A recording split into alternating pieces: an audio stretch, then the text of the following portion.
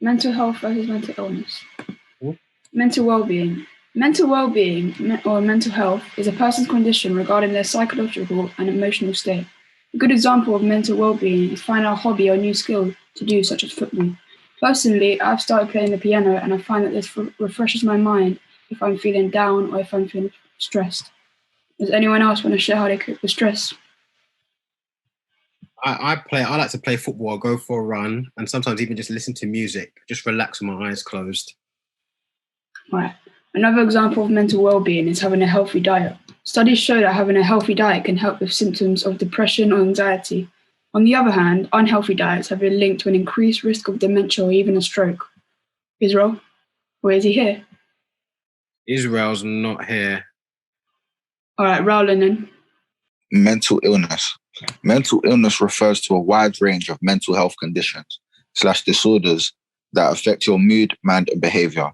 Examples of mental illness include depression, anxiety disorders, schizophrenia, eating disorders, and addictive behavior such as drug addiction.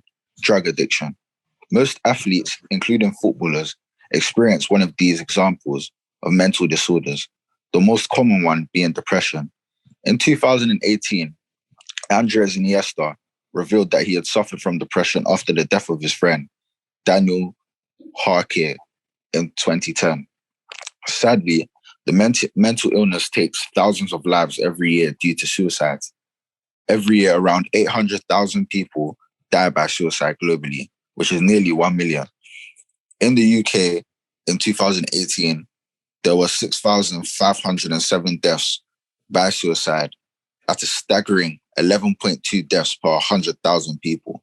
Depression.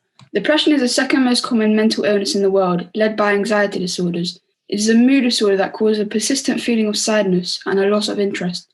Things such as sexual, physical, or emotional abuse, certain medication, bereavement, death of a loved one, serious illness, or major event.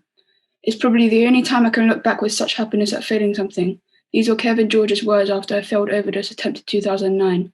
Many athletes suffer from depression after an injury as they really want to get back to being active, but their injuries prevent them from doing so. Anyone can have depression, so if you know someone who may be depressed, you should tell an adult or someone you trust, such as a therapist, instead of ignoring the signs. Roland? Anxiety disorders are a group of mental disorders characterized by significant feelings of anxiety and fear. Anxiety is an extreme worry and fear about future events. These feelings may cause physical symptoms such as increased heart rate and shakiness. Things in a person's personal life may cause anxiety, and generalized anxiety disorder, which is also known as GAD. This is when a person feels anxious on most days, worrying about lots of different things for a period of 6 months or more. Social anxiety, specific phobias, trypophobia, which is a fear of small holes, panic disorder, obsessive compulsive disorder, OCD, and post-traumatic stress disorder, which is PTSD.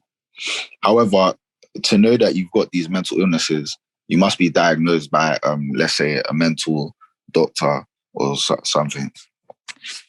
Mental illness in football. Linking this to our own passion and our favourite sport, mental illness is also an occurrence in players within the footballing world through all levels. In fact, this specific topic is probably uncommonly talked about, which is very disappointing considering it can quite drastically affect a player.